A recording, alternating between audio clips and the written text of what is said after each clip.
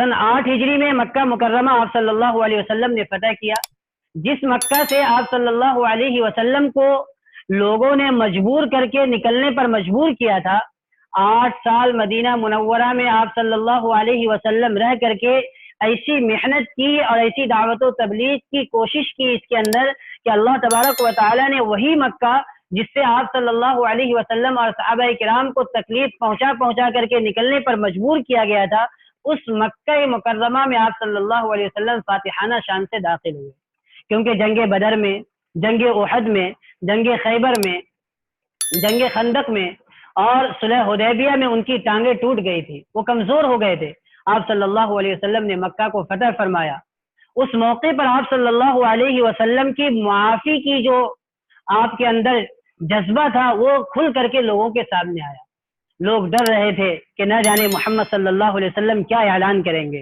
ہو سکتا ہے کہ آج محمد صلی اللہ علیہ وسلم یہ فرما دیں کہ جن لوگوں نے بلال کو تکلیف پہنچائی تھی انہیں قتل کرو، جن لوگوں نے خباب کو تکلیف پہنچائی تھی انہیں بچنے نہ دو، جن لوگوں نے صہیب کو تکلیف پہنچائی تھی ان کی خبر لو، جن لوگوں نے حضرت عثمان بن مظعون رضی اللہ تعالیٰ عنہ کی آنکھوں کو تکلیف پہنچائی تھی ان کی خبر لو. لیکن آپ صلی اللہ علیہ وسلم نے فرمایا لا تثریب علیکم اليوم، آج سب کو معاف کیا جاتا ہے. جس طرح یوسف علیہ السلام نے اپنے بھائیوں کو معاف کیا تھا، اسی طرح آج بھی میں اپنے بھائیوں کو اور اپنی قوم کے لوگوں کو معاف کرتا ہوں. معاف فرمایا آپ صلی اللہ علیہ وسلم نے.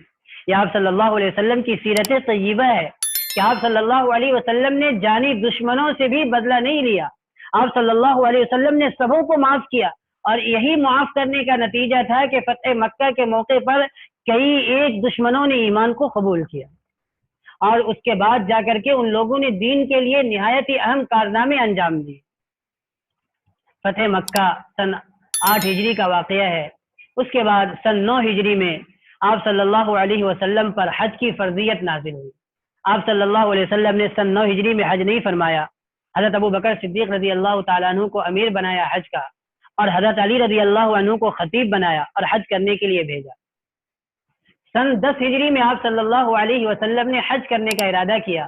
لوگوں کو یہ بات معلوم ہوئی تو تقریباً 1.25 لاکھ صحابہ کرام رضوان اللہ علیہ مجمعین حجۃ الوداع میں مکہ مکرمہ پہنچ گئے حج کرنے کے لیے. حج کے موقع پر آپ صلی اللہ علیہ وسلم مدینہ منورہ سے نکلے اور 8 دنوں تک سفر کر کے آپ صلی اللہ علیہ وسلم مکہ مکرمہ پہنچے.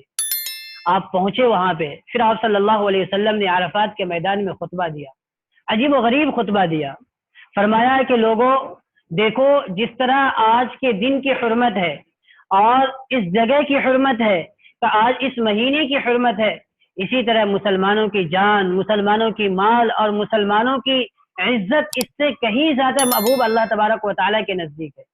جس طرح کعبۃ اللہ کی عظمت ہے، ذی الحجہ کی عظمت ہے، عرفات کی میدان کی عظمت ہے، اس سے کہیں زیادہ عظمت ایک مسلمان کی عزت کی ہے، ایک مسلمان کی جان کی ہے، ایک مسلمان کی مال کی ہے. آپ صلی اللہ علیہ وسلم نے اسی خطبے میں فرمایا کہ لوگوں عورتوں کے سلسلے میں اللہ سے ڈرو. آپ صلی اللہ علیہ وسلم نے اسی خطبے میں فرمایا کہ لوگوں نماز کو قائم کرو، نماز کے بارے میں اللہ تبارک و تعالیٰ سے ڈرتے رہو. عجیب و غریب خطبہ دیا. اس خطبے کو مفسرین نے، محدثین نے حدیث کی کتابوں میں نقل کیا ہے. طویل خطبہ ہے. آپ صلی اللہ علیہ وسلم نے بہت طویل خطبہ دیا. خطبہ دینے کے بعد آپ صلی اللہ علیہ وسلم نے ایک عجیب بات فرمائی. فرمایا لوگوں، کل قیامت کا دن ہوگا، اللہ تبارک و تعالیٰ کے سامنے سب کو حاضر ہونا ہوگا. اللہ تبارک و تعالیٰ تم لوگوں سے پوچھیں گے کہ محمد صلی اللہ علیہ وسلم تمہارے درمیان تشریف لے گئے تھے، کیا محمد صلی اللہ علیہ وسلم نے دین تم تک پہنچا دیا؟ لوگوں بتاؤ تم کیا جواب دو گے؟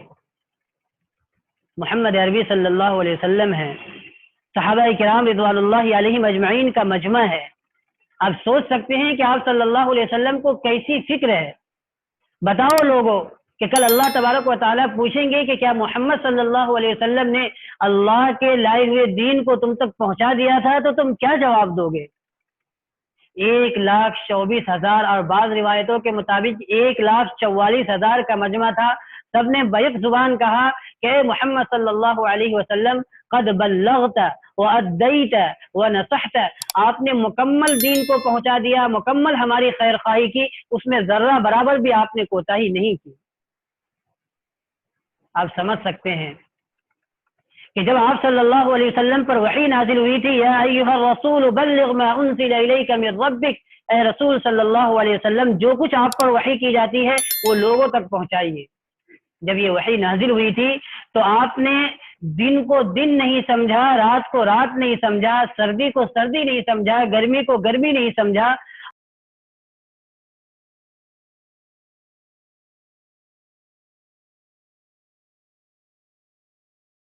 کی جھڑکیاں بھی سنی تھی، آپ نے لوگوں کی گالیاں بھی سنی تھی، آپ کو تکلیف بھی پہنچائی گئی تھی، آپ پر پتھر بھی پھینکے گئے تھے، آپ کے بدن کو لہو لہان بھی کیا گیا تھا، آپ کی 2 بیٹیوں کو اس دین کی خاطر طلاق بھی دیا گیا تھا. یہ تمام کچھ برداشت کر کے محمد عربی صلی اللہ علیہ وسلم آج آخری مرتبہ خطبہ دے رہے ہیں اتنے بڑے مجمع کے ساتھ، اور فرما رہے ہیں کہ لوگوں یہ بتاؤ کہ اللہ تبارک و تعالیٰ نے اگر کل قیامت کے دن پوچھا کہ کیا میں نے دین کو پہنچا دیا تھا تو تم کیا جواب دو گے؟ صحابہ تھے، کہنے لگے قد بلغت وادیت ونصحت. جب صحابہ نے یہ بات کہی اور بیک زبان کہی تو حضور صلی اللہ علیہ وسلم نے اپنی انگلی آسمان کی طرف اٹھائی اور فرمایا اللہم اشہد اللہم اشہد اللہم اشہد، یا اللہ گواہ رہنا، یا اللہ گواہ رہنا، یا اللہ گواہ رہنا، جو دین آپ نے مجھے لے کر کے اس دنیا والوں کے سامنے بھیجا تھا اور پہنچانے کے لیے ذمہ داری میرے سپرد کی تھی، وہ دین میں نے آپ تک، آپ کی قوم تک اور آپ کے بندوں تک پہنچا دی ہے. جب آپ نے یہ باتیں فرمائی تو بعض صحابہ کو اس بات کا یقین ہو گیا کہ آپ صلی اللہ علیہ وسلم بہت دنوں تک ہمارے درمیان نہیں رہیں گے. اسی میدان میں قرآن مقدس کی آخری آیت بھی نازل ہو گئی، الیوم اکملت لکم دینکم واتممت علیکم نعمتی ورضیت لکم الاسلام دینا. آج ہم نے تمہارے دین کو مکمل کر دیا اور تمہارے لیے اسلام کو پسند کیا. یہ اللہ تبارک و تعالیٰ نے نازل فرما دی. اور اس کے بعد سورۃ النصر بھی نازل ہو گئی، اذا جاء نصر اللہ والفتح. کیا آپ دیکھیں گے کہ جب لوگ اللہ تبارک و تعالیٰ فتح اور مدد اللہ تبارک و تعالیٰ کی آئے گی، اذا جاء نصر اللہ والفتح ورأیت الناس يدخلون فی دین اللہ افواجا، تو آپ لوگوں کو دیکھیں گے کہ جوق در جوق اسلام میں داخل ہوں گے. فسبح بحمد ربک واستغفر، تو آپ اپنے رب کی تسبیح بیان کیجئے گا اور استغفار کیجئے گا. انہ کان توابا، بلا شبہ آپ کا رب توبہ کو قبول کرنے والے ہیں. یعنی آپ کی زندگی اور آپ کی ذمہ داری ختم ہو گئی ہے، اب توبہ و استغفار میں جو باقی شدہ زندگی ہے اسے گزاریے. اب بہت جلد اللہ سے ملاقات کا وقت آ چکا ہے. آپ صلی اللہ علیہ وسلم حج کر کے واپس آئے، سن 10 ہجری کا واقعہ ہے. پھر آخری وقت آیا آپ صلی اللہ علیہ وسلم کا، تو آخری وقت میں بھی آپ صلی اللہ علیہ وسلم نماز کی اس قدر فکر کر رہے تھے کہ گھسیٹ کر کے مسجد میں اپنے حجرے سے تشریف لاتے تھے. ایک طرف حضرت علی رضی اللہ تعالیٰ عنہ ہے اور ایک طرف حضرت عباس رضی اللہ عنہ کے لڑکے ہیں. دونوں کے کندھے پر ہاتھ رکھ کر کے پاؤں گھسیٹ رہا ہے اور آپ پاؤں کو گھسیٹتے ہوئے اور دونوں صحابی کے کندھے پر ہاتھ رکھ کر کے مسجد میں نماز کے لیے تشریف لائے. بتلایا ہم مسلمانوں کو کہ میرے امت کے لوگوں، مسلمانوں، نماز کسی بھی حال میں معاف نہیں ہے. اگر بیمار ہو تو بیماری کی حالت میں بھی نماز ہے، اگر پریشان ہو تو پریشانی کی حالت میں بھی نماز ہے، اگر کاروبار میں مصروف ہو تو کاروبار کی حالت میں بھی نماز ہے، اگر ملازمت میں ہو تو ملازمت کی حالت میں بھی نماز ہے. نماز کبھی بھی معاف نہیں ہے. اور صرف نماز پڑھنا ہی نہیں ہے بلکہ نماز جماعت کے ساتھ ادا کرنا یہ بھی ضروری ہے، ورنہ آپ صلی اللہ علیہ وسلم حجرے میں نماز پڑھ سکتے تھے. بتلایا کہ اس چیز کا اہتمام کرو. سب سے بنیادی چیز جو ہے اسلام میں وہ نماز ہے، سب سے اہم ترین ہے. الصلاۃ عماد الدین، کہ نماز جو ہے یہ کھمبا ہے، یہ بنیاد ہے، ستون ہے. آپ صلی اللہ علیہ وسلم جب بیمار ہوئے تو بار بار آپ پر غشی طاری ہو رہی تھی، بے ہوش ہو جا رہے تھے. آپ کو پانی دیا جاتا، ہوش آتا، جب افاقہ ہوتا تو پھر فرماتے کہ نماز ہو چکی. صحابہ فرماتے کہ نہیں اللہ کے رسول، صحابہ آپ کا انتظار فرما رہے ہیں. پھر تھوڑی دیر کے بعد پھر بے ہوشی طاری ہو جاتی، پھر تھوڑی دیر کے بعد افاقہ ہوتا تو پھر چہرے پر پانی ڈالا جاتا پھر ہوش آتا تو غسل فرماتے، پھر پوچھتے کہ کیا نماز ہو گئی؟ لوگ کہتے کہ اللہ کے رسول آپ کے موجودگی کے بغیر صحابہ کیسے نماز پڑھ سکتے ہیں، سب انتظار کر رہے ہیں۔ تو آپ صلی اللہ علیہ وسلم پھر جانے کا ارادہ فرماتے، لیکن پھر بے ہوشی طاری ہو جاتی۔ ایسی حالت میں بھی آپ صلی اللہ علیہ وسلم سے نماز نہیں چھوٹ رہی ہے، لیکن جب آپ بالکل ہی مجبور ہو گئے تو حضرت ابو بکر صدیق رضی اللہ تعالیٰ عنہ کو پیغام بھجوایا کہ آپ نماز پڑھو۔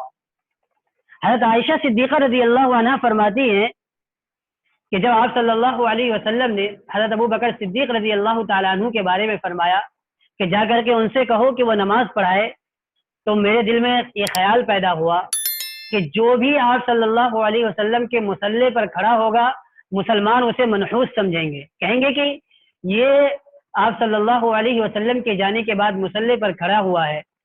اس لیے میں اپنے والد کو بچانے کے لیے آپ صلی اللہ علیہ وسلم سے ڈائریکٹ تو بات نہیں کہہ سکی، لیکن کہنے لگی کہ اللہ کے رسول صلی اللہ علیہ وسلم میرے باپ جو ہے، کیونکہ صدیق اکبر حضرت عائشہ رضی اللہ عنہا کے والد محترم ہے، کہنے لگی کہ میرے والد جو ہے بہت نرم دل ہے، آپ نہیں ہوں گے اور آپ کی جگہ مصلے پر جا کر کے وہ کھڑے ہوں گے تو برداشت نہیں کر پائیں گے، وہ گر جائیں گے، بے ہوش ہو جائیں گے۔